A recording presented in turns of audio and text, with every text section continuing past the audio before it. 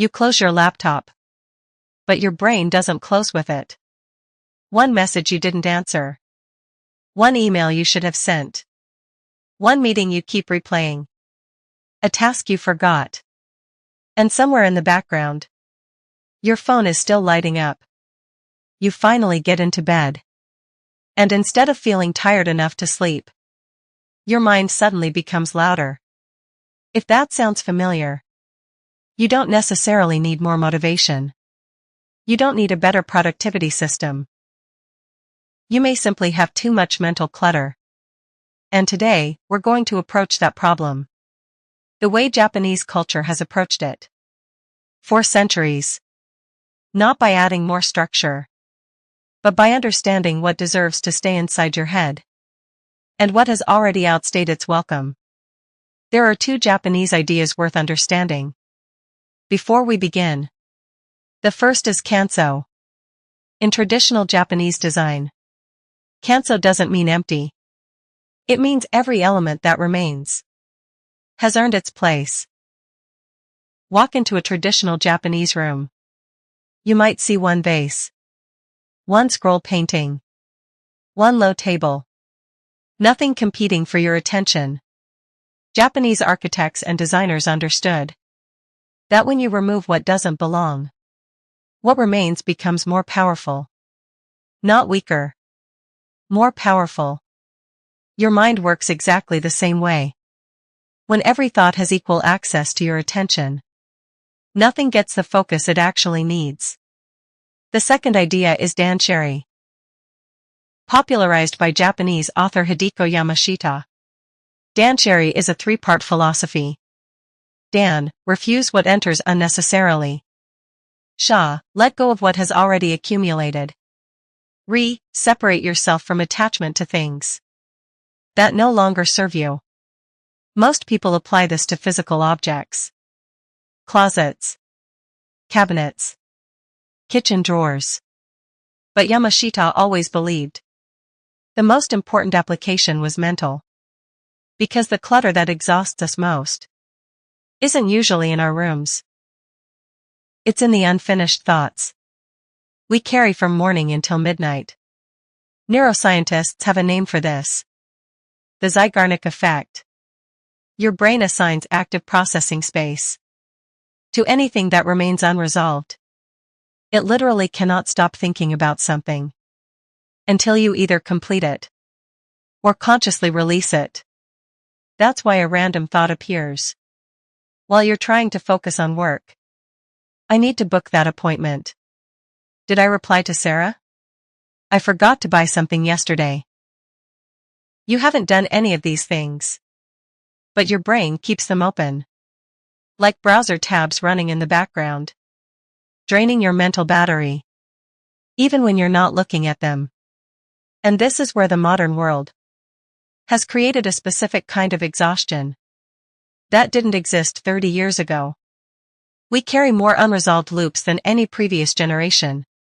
More messages. More tasks. More possibilities. More expectations.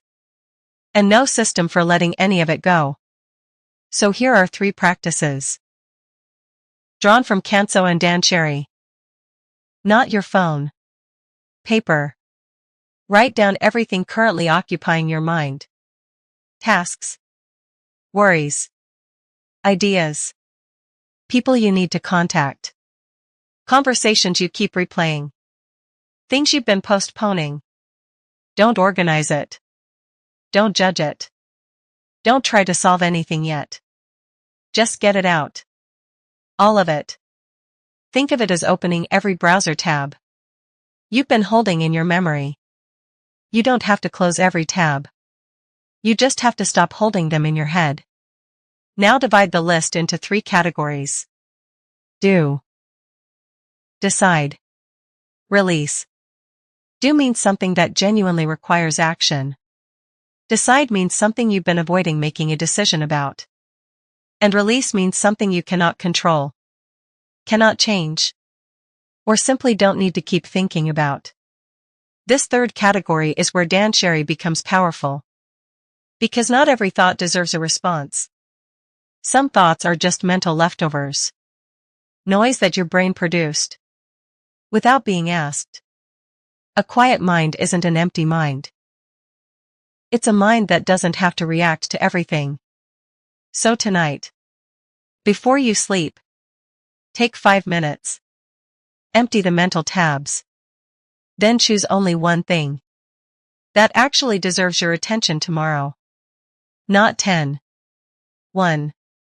Because when everything feels important, your brain experiences everything as urgent. And urgency without direction is just exhaustion with a different name. Practice 2. Protect one quiet window. Think about your phone for a moment. One notification. One headline. One message. You check it for 10 seconds.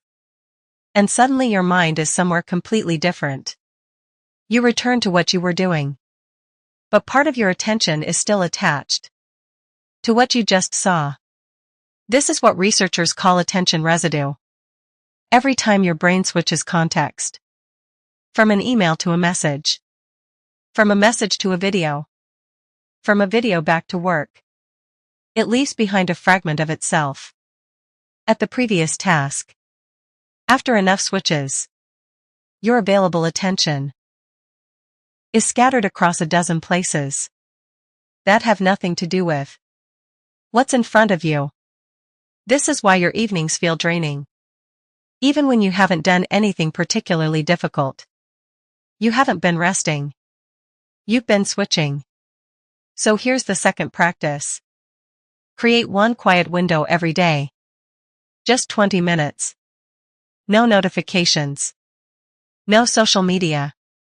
No background noise. No multitasking of any kind.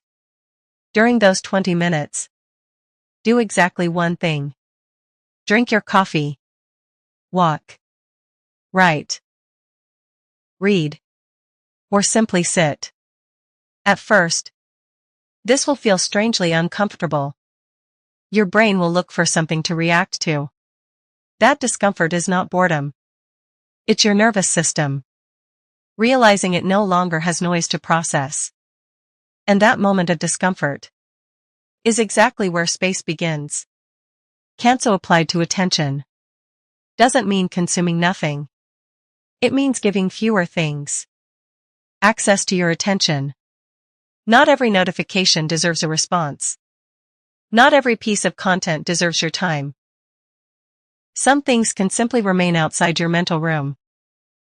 And the world will continue perfectly well without your reaction every few minutes. Practice 3. Separate thoughts from decisions.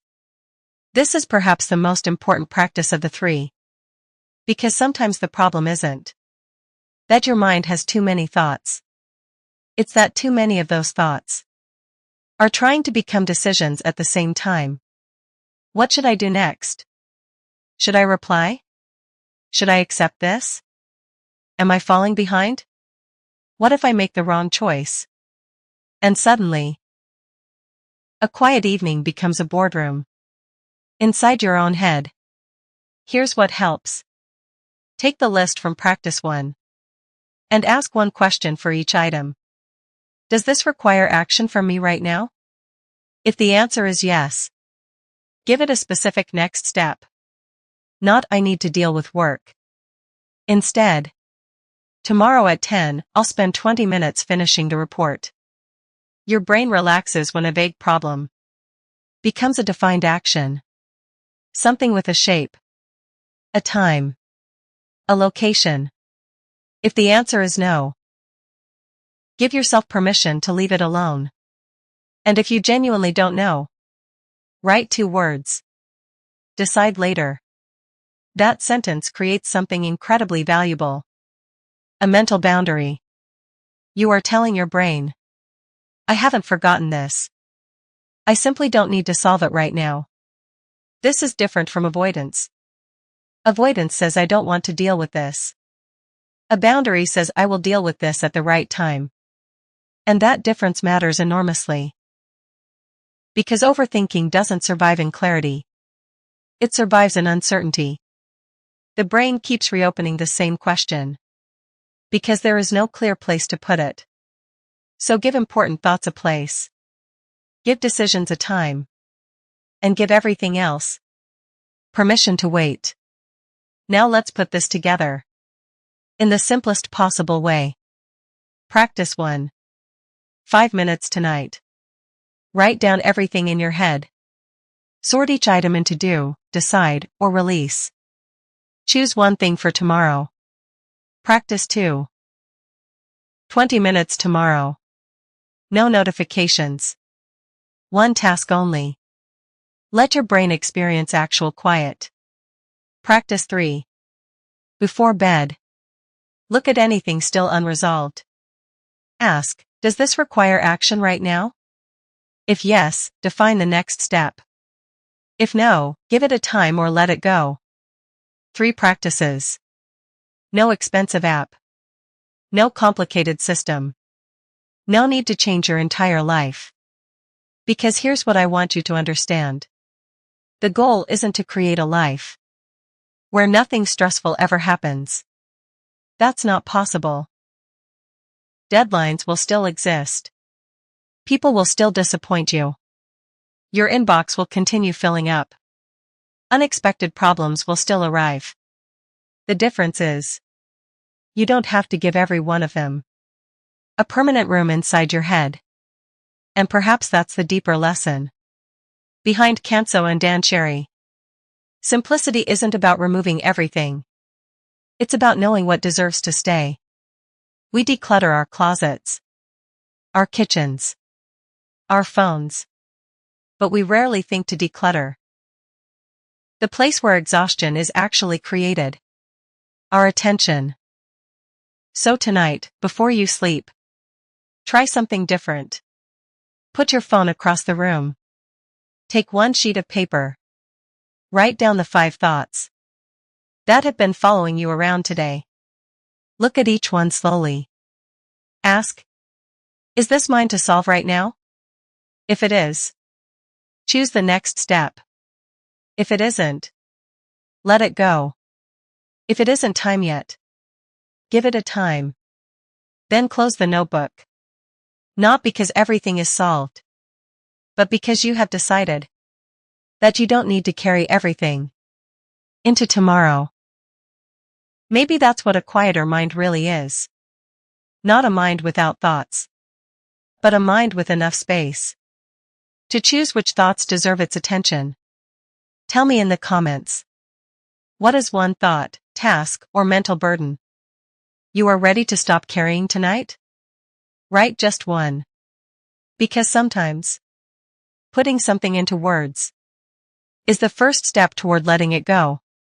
And if someone you know is lying awake at night with a mind that won't stop running, share this with them.